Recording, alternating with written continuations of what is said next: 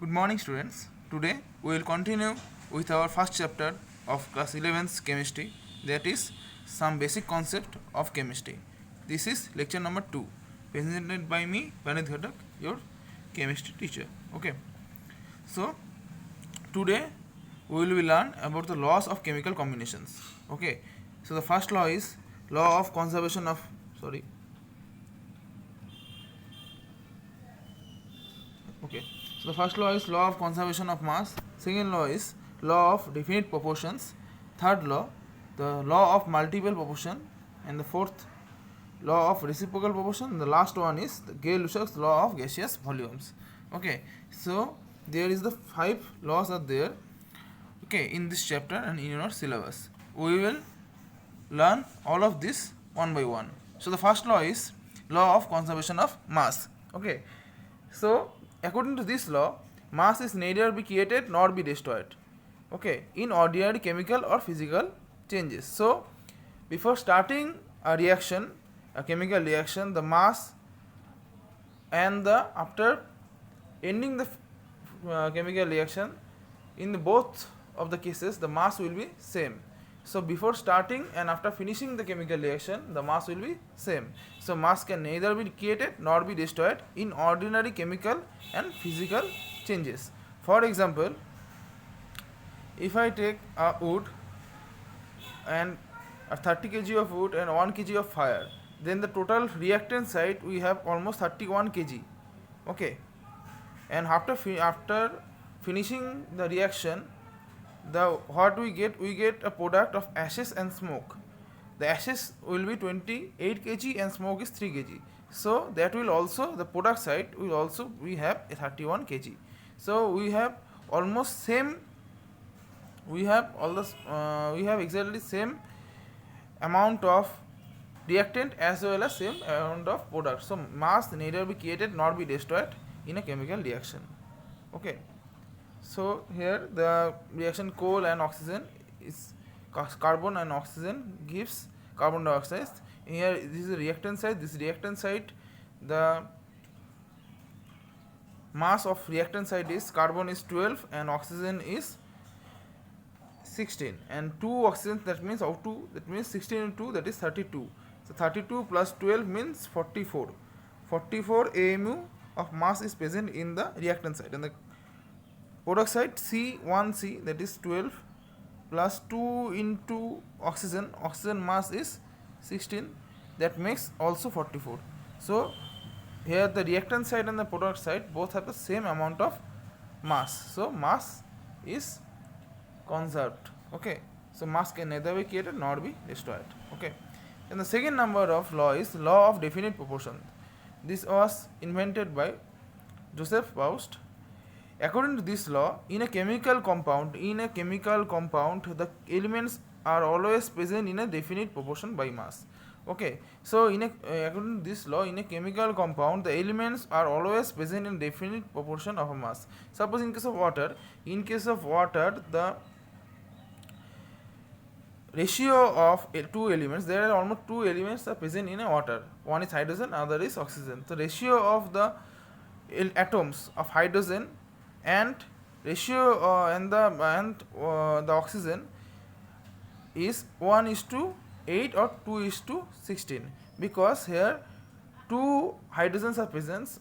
Each hydrogen have the mass of 1, so two hydrogens, that makes mass 2, and one oxygen atom, so one oxygen atom has a mass of 16. So H2O, that makes 2:16. Okay, so this amount is present, this ratio is present to form a H2O. This can also be simplified into 1:8 by mass. So if 9 gram of water is decomposed, we will get 1 gram of hydrogen and 8 gram of oxygen, because 1:8 ratio. In the 1:8 ratio, the water will form. So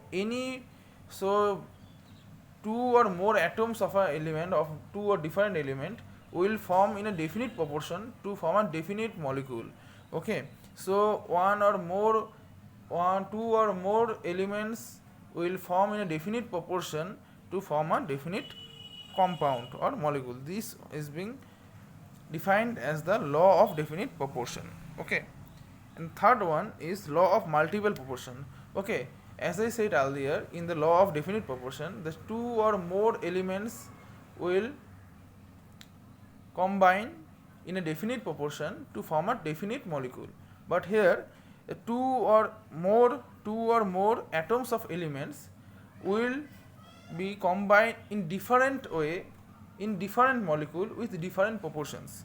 Okay, according to this law, compounds having the different mass ratio of the same elements are found, but they will have different properties. So what I am saying is, here example for carbon in CO2 and carbon monoxide, that is carbon dioxide and carbon monoxide, both have the elements carbon and oxygen. Okay, both have same elements carbon and oxygen, but here carbon dioxide, here the ratio is 1:2 because carbon is 1 and oxygen is 2.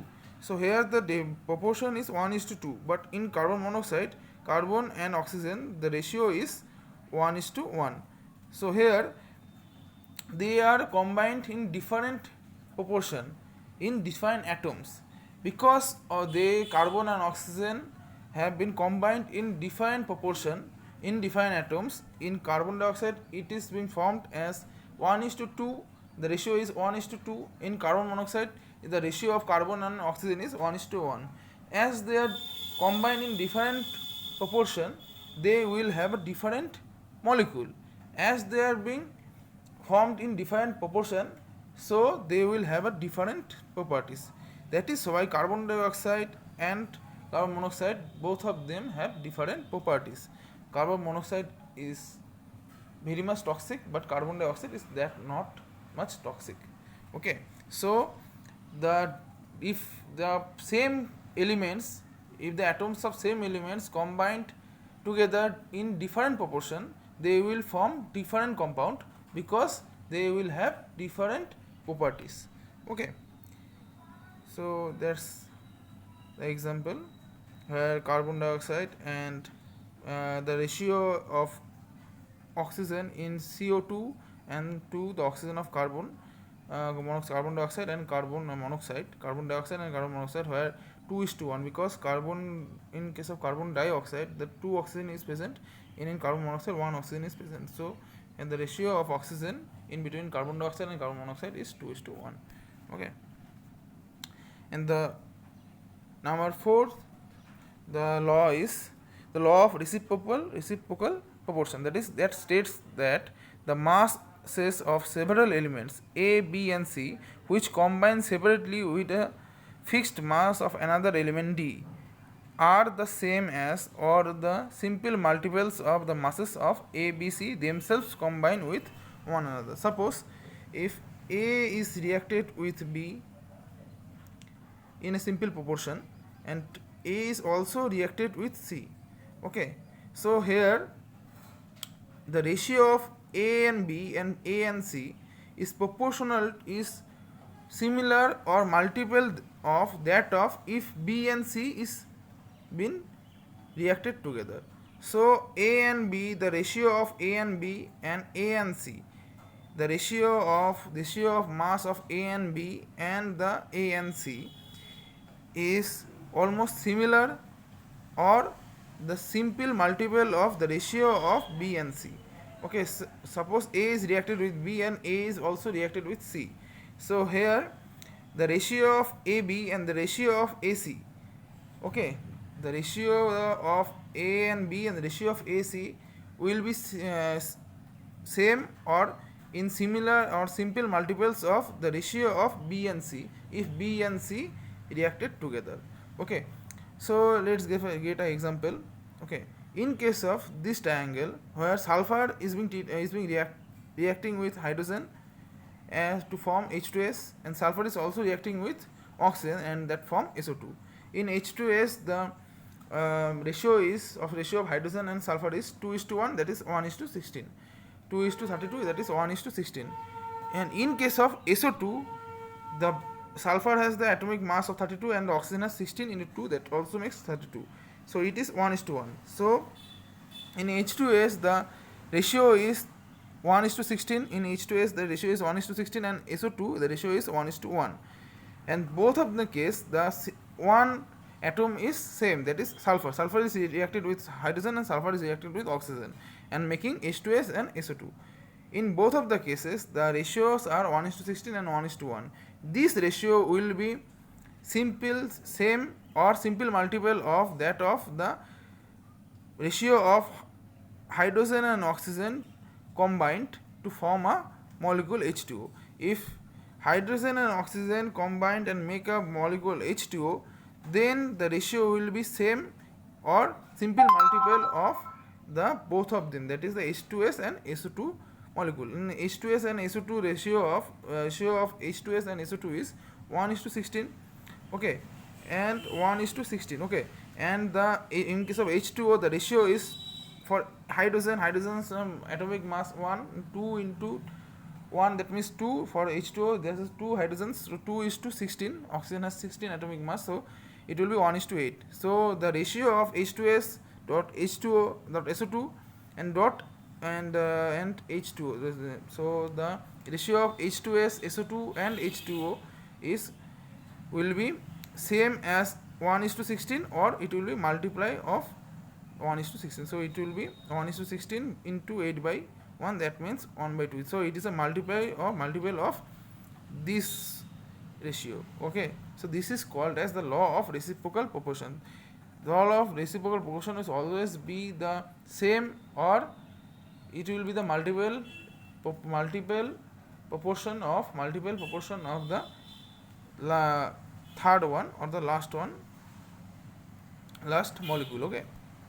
And the last law is number 5, the law of combining volumes of Gay-Lussac. So Gay-Lussac's law of combining volumes, it states at constant temperature and pressure the volume of gases, reactants and products can be expressed at ratios of small whole numbers, okay. So at constant temperature and pressure the volume of the gases, reactant and products can also be expressed as the ratios of small whole numbers. Remember, this is the small whole numbers, cannot be fractional, okay. So at constant temperature and pressure the volume of gaseous, reactants and products can be expressed as the ratios of small whole numbers. In case of H2O, the formation of H2O, the 2H2 is react plus O2, that makes 2H2O here.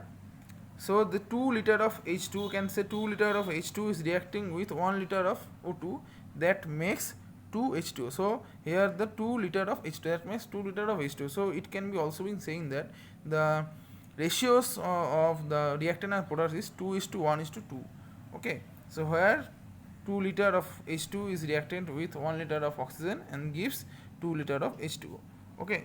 So while doing like that, we have to at first balance the equation properly, okay, otherwise it will be not valid, okay. So Gay-Lussac's law is also being saying like that, also be stated like that, when a gases combine, they combine in a simple whole numbers or whole ratios, okay. These simple whole numbers or whole ratios are coefficient of the balanced equation. That's why I am saying that in this case we have to balance the equation first in order to apply the Gay-Lussac's law of combining volumes, okay. Here the nitrogen is reacted with 3 hydrogens and gives 2 NH3. So 3 volumes of hydrogen is reacted with nitrogen will produce 2 volumes of ammonia. So the ratio will be 1 is to 3 is to 2, 1 is to 3 is to 2, okay. And this is the oxygen, 2H2 plus O2, that makes 2H2, that means 2 is to 1 is to 2, okay. This is the ratio, okay. This is the ratio according to the Gay-Lussac's law of combining volumes, okay. So that's it for now. Thank you very much.